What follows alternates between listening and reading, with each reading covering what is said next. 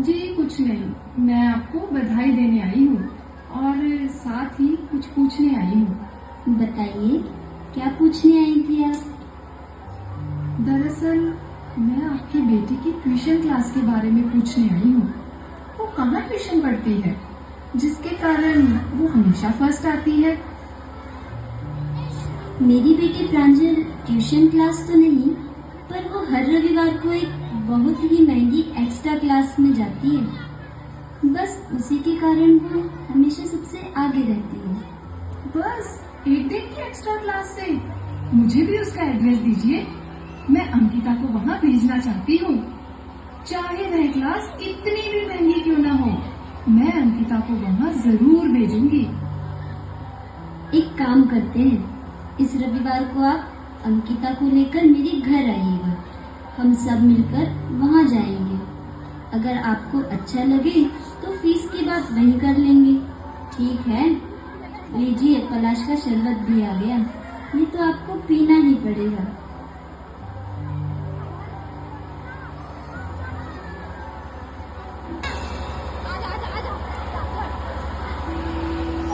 ये क्या मजाक है मिसेस शर्मा जी? हम तो प्रांजल की एक्स्ट्रा क्लास में जाने वाले थे और आप तो आश्रम लेकर आ गई।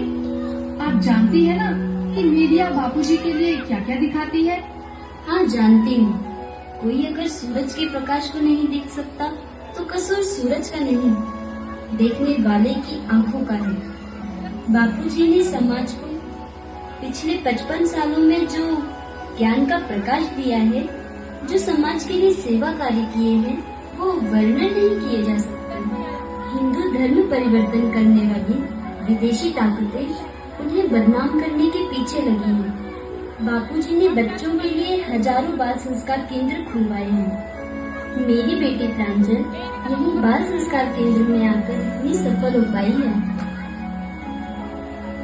अच्छा, ये बात है। चलिए अंदर चलते हैं।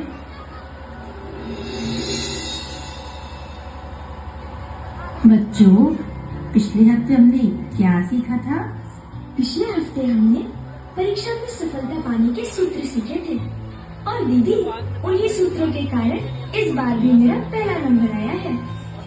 साधु साधु साधु। शाबाश प्रांजल। बापूजी के बच्चे नहीं रहते कच्चे।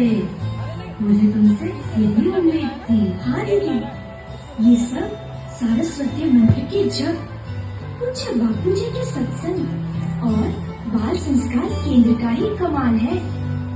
बाल संस्कार केंद्र में आप जो अच्छी अच्छी कहानियाँ और नियम बताते हो ना, पूज्य बापूजी का सत्संग सुनाते हो, उसी से मुझे नित्य नवीन उत्साह, आनंद और आगे बढ़ने का रास्ता मिलता है। मैं स्वस्थ, प्रसन्न और उत्साही बनी रहती हूँ। मेरी सफलता का पूरा श्रेय जप, सत्संग और बाल संस्कार केंद्र को ही जाता है। मिसेस दीक्षित जी, सुना आपने? ये है प्रांजल की सफलता का राज। अब तो आप सबकी छुट्टियां शुरू हो गई हैं, इसीलिए आज हम जानेंगे विद्यार्थियों को छुट्टियां कैसे मनानी चाहिए। आज आप पहली बार आए हो केंद्र में? हाँ जी। तो सबसे पहले आप ही बताइए कि इस बार की छुट्टियां आप कैसे मनाओगे? मैं तो हर बार समर कैंप जाती हूँ, वहाँ हॉर्स राइडिंग, स्विमिंग और भी बहुत कुछ सीखती हूँ। और इस बार तो मैं डांस कोर्स ज्वाइन कर रही हूँ। अच्छा दीदी, तुम बताओ, तुम क्या करोगे इस बार? दीदी, छुट्टियों में तो मैं नाना नानी के पास जाऊंगी। प्रांजल, तुमने क्या सोचा है? मैं तो हर बार की तरह अपनी छुट्टियाँ हमारे आध्यात्मिक समर कैंप मतलब विद्यार्थी उज्जवल भविष्य निर्माण शिविर और सेवा में ही बिताऊंगी और बाकी के समय में सरस्वती मंत्र का अनुष्ठान करूंगी। छुट्टियों का समय ऐसा है जिसमें हम अपना विकास भी कर सकते हैं। स्कूल के दिनों में तो सारा समय हम किताबों में ही खो देते हैं। होमवर्क करने में पूरा दिन निकल जाता है।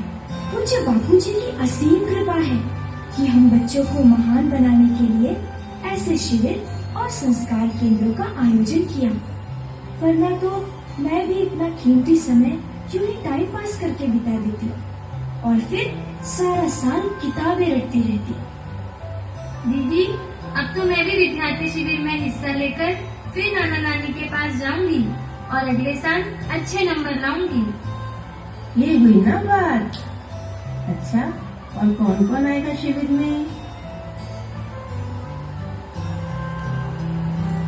आप सब आज ही अपने माता पिता से कहकर शिविर की रसीद बाल संस्कार केंद्र के कार्यालय में जाकर कटवा लें। मिसेस दीक्षित जी, यही है वो एक्स्ट्रा क्लास, निःशुल्क